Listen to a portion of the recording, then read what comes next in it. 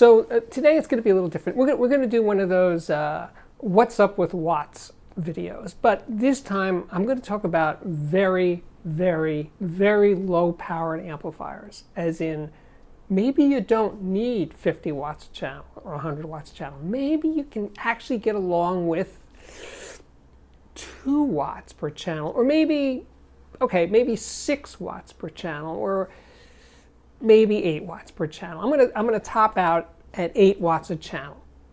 Now, before you get nervous, how can you play music with these very, very, very low powered amplifiers?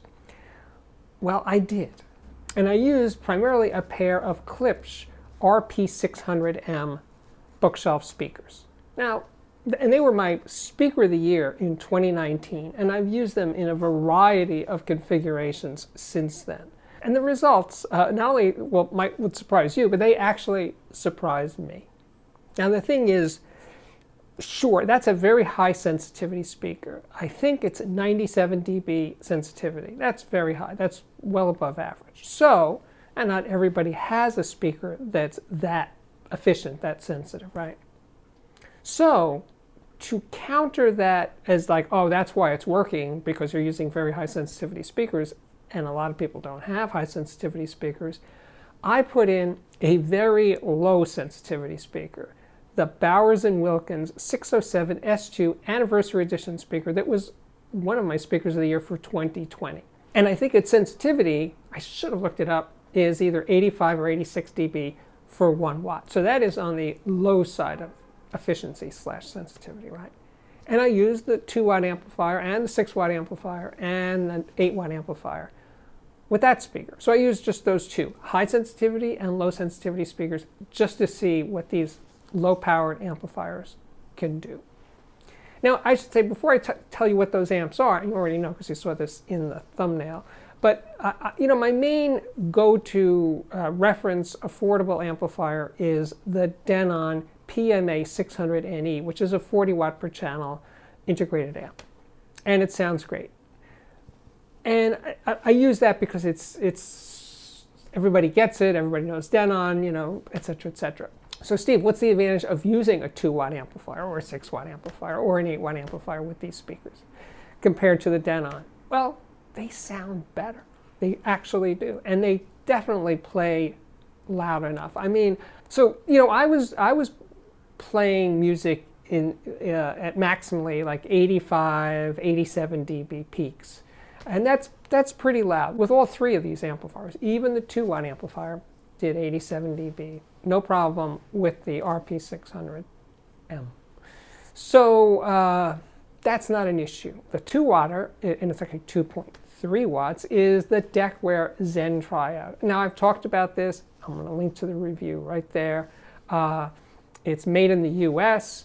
It has point-to-point wiring. It has 0 feedback.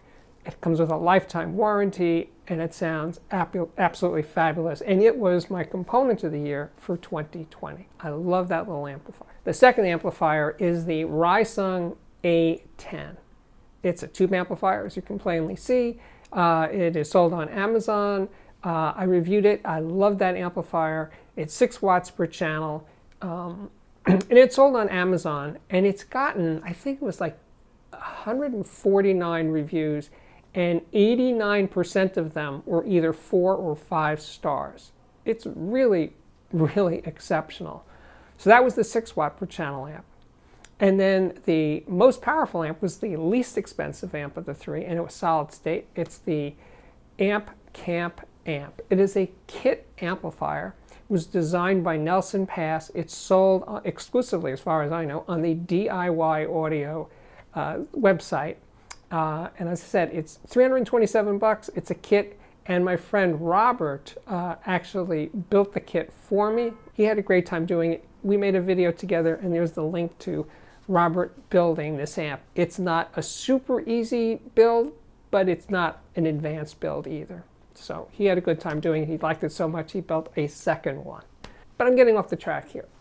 2 watts per channel, 6 watts per channel, 8 watts per channel. Can this possibly work? And of course it does, because if it didn't, I wouldn't be making this video. But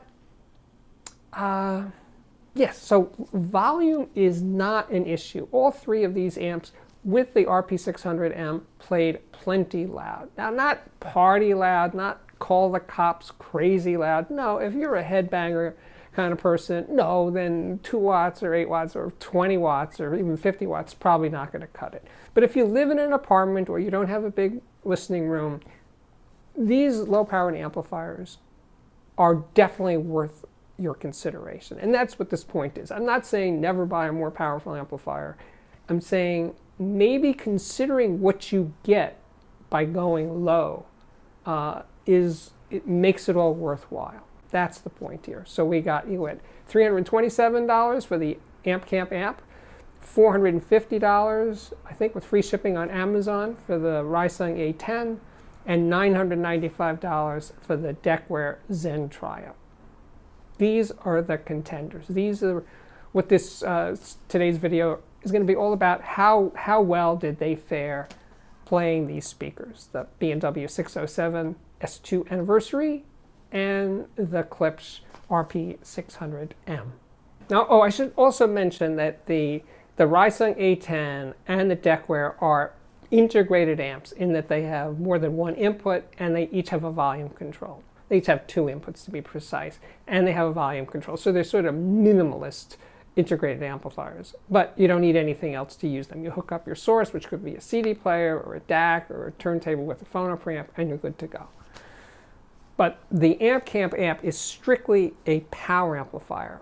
You need to have a volume control in front of it and probably an input selector. Now, the cheapest way, the most cost-efficient way of doing that would be to use something like that little $99 Bolari passive preamp I reviewed very recently. It would be a great match and then would only raise the price to $427 for the combination. And that has 4 inputs, by the way. Or you could use, any number of shit DACs that also have preamplifier outputs, like the Magni or the Asgard 3, which is, I think, $200. That would work. So the options for using a preamp of some sort with the Amp Camp amp are definitely out there, starting at $99. But as I said, that's strictly a power amp, the Amp Camp amp, and the other two, the Zen Triode and the A10, are integrated amps. So I think I've already mentioned that they all play loud. We're defining loud as 85 to 87 dB. That's fairly loud, and all 3 amps can do that. It's how they do it is the question, right? And how they sound different from each other. To get started, I use this recording, Max Richter's Sleep album. And this is an album that's actually designed for you to sleep by. But it isn't particularly sleepy. It's majestic, it's orchestral, it's got beautiful vocals. It's just the music swells, it comforts you, it lulls you into sleep, or it keeps you asleep. But I listened to it wide awake for this review, and mostly I've listened to this album wide awake, and it's just a gorgeous, gorgeous recording.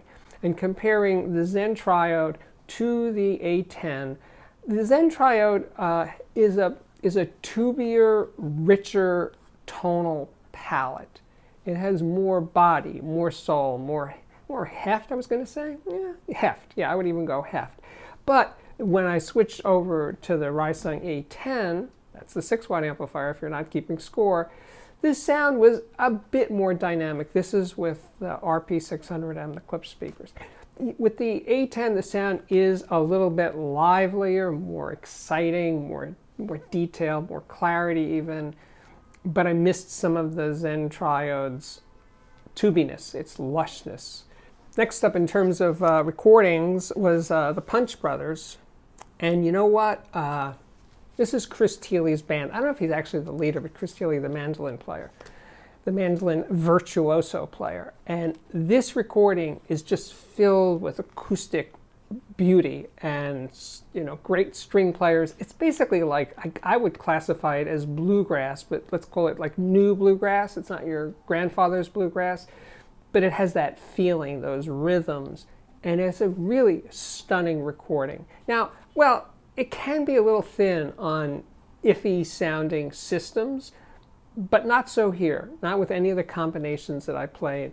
And it's just a beautiful recording. And Chris Thiele's vocals, you know, I don't always appreciate his vocal skills, but on this record, the Punch Brothers record, I think he's just into it more. He's just cutting loose more as a vocalist. I think sometimes he sounds a little too mannered, too uptight.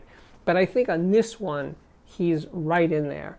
And the A10 and the Zen Triode over the RP600Ms were sounding wonderful. Really, really wonderful. So next up is this one by Alexis Cole. This is the music of Paul Simon, really beautifully arranged. This is a Chesky recording. I wasn't actually at this session, for I don't remember why, but I wasn't there.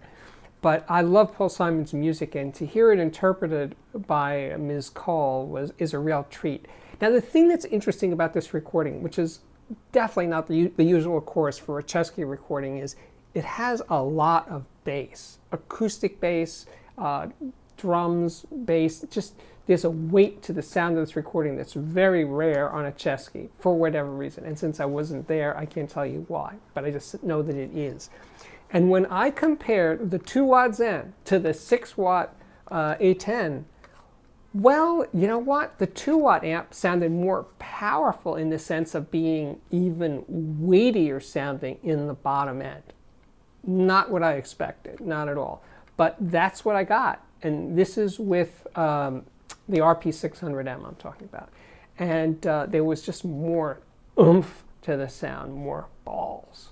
And that was really nice. But Alexis's vocals are just so beautiful. She just becomes like a female Paul Simon on this record. She really gets the music. That's what makes it work so well. And these arrangements are jazzier than a Paul Simon arrangement, and I really like that.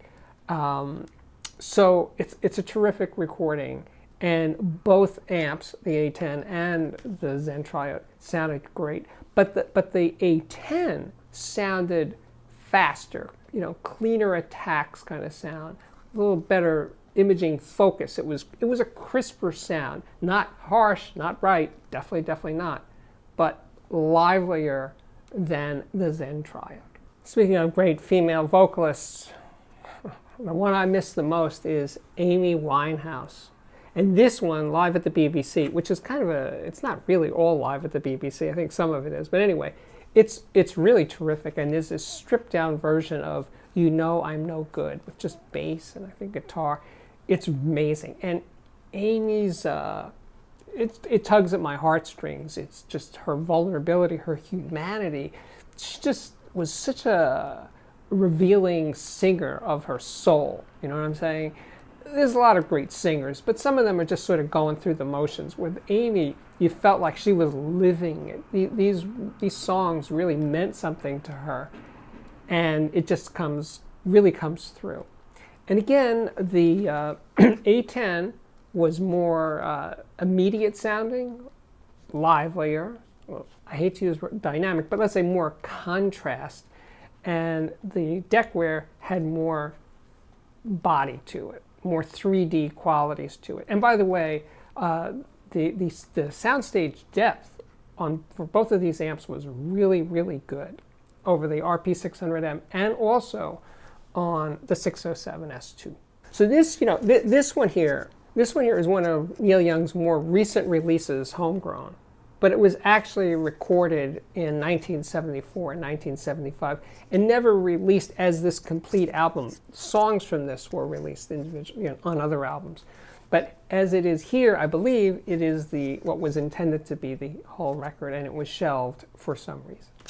But it is a really good sounding record. And this is Neil Young at I think, his creative peak, certainly of that decade.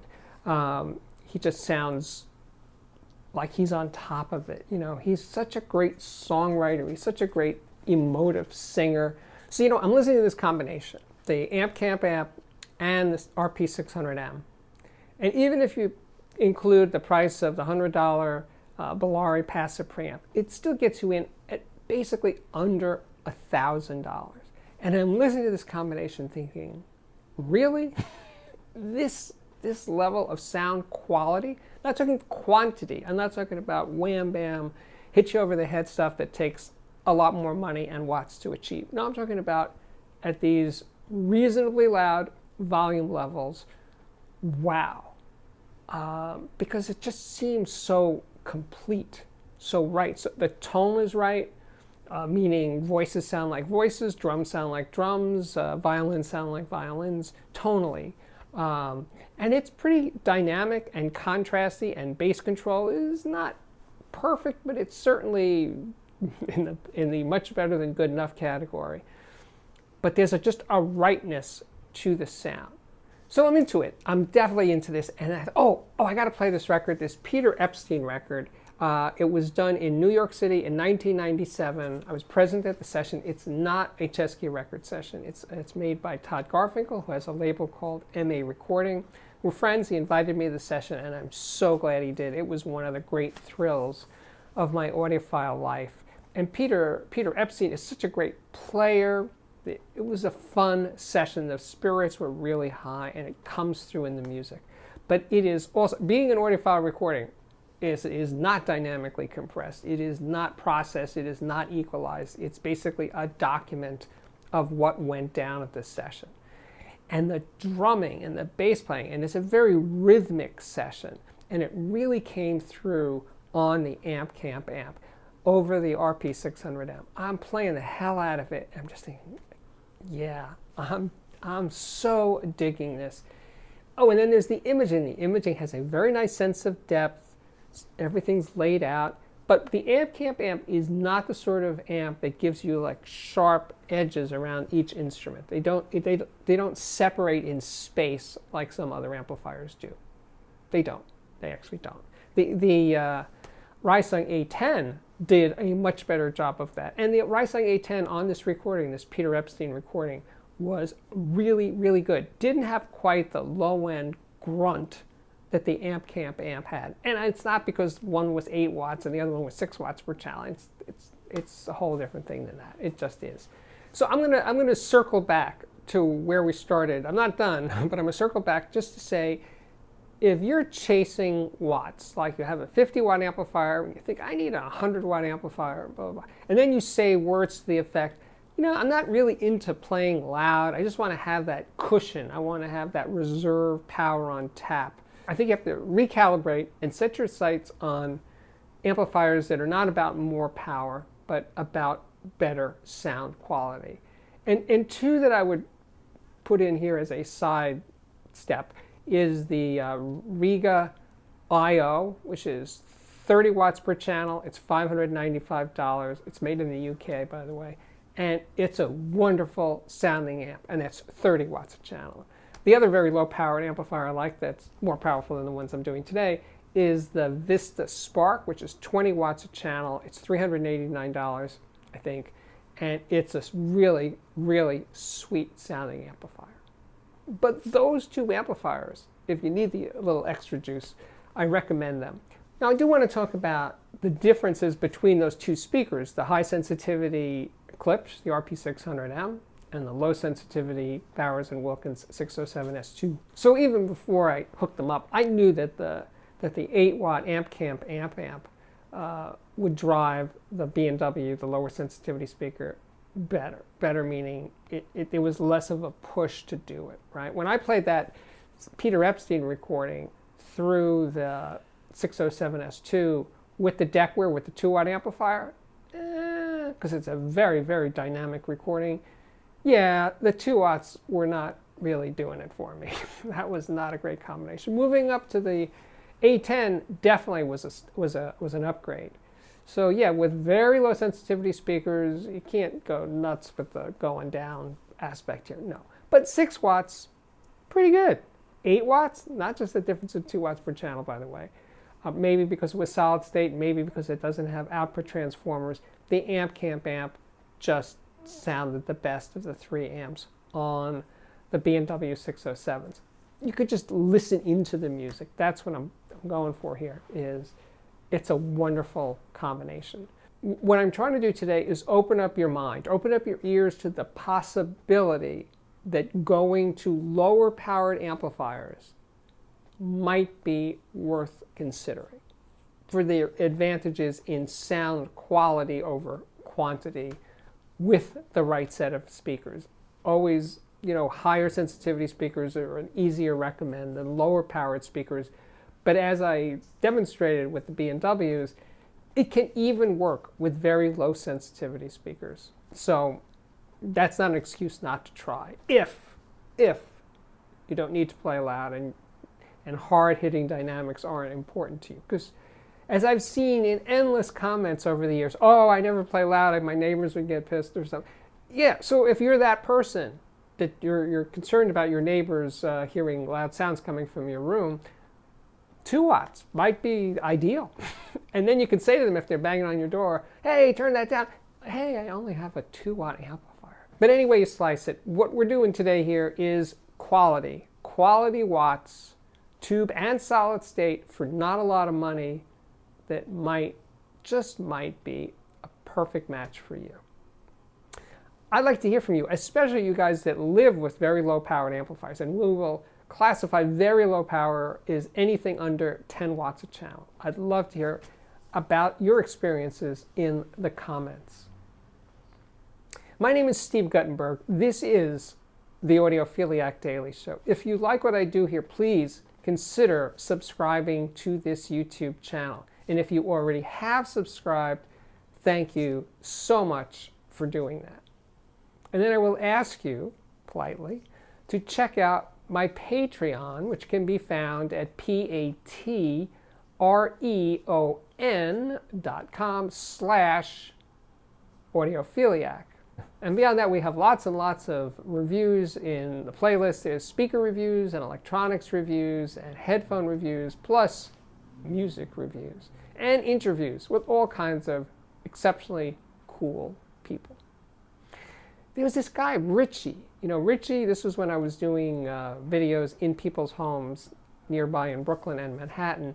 And Richie was the guy who has RP 600Ms, the Klipsch's. And he had some, I can't remember, some really expensive, much larger speakers before the Klipsch's. And he was, one of those guys was searching for his sound. And he wound up with the RP 600Ms with a sub, I believe. And I think he was, at least at that point, which is about 1.5 years ago, he was set, So anyway, I did a video with him in his home, not a Zoom video, and I had a great time with him, and I'm going to link to that video right there. And there's so many more. There's so many more. The one I did with Noah, who's a local artist, he's a few blocks away from me. Really, really cool guy. We had a great time. He was turning me on to really nice music. Anyway, and he has a beautiful apartment, such a Brooklyn apartment. It wouldn't exist anywhere else, especially because it's his artist studio, so it got extra points for that. So anyway, I did a video with him in his apartment, and I will link to that right there. Anyway, you get the drift. There's lots of cool stuff here. Please check it out when you have a chance. And after that, all I can say is thank you again for watching. And I really, really do hope to see you back here again very, very soon. Bye-bye.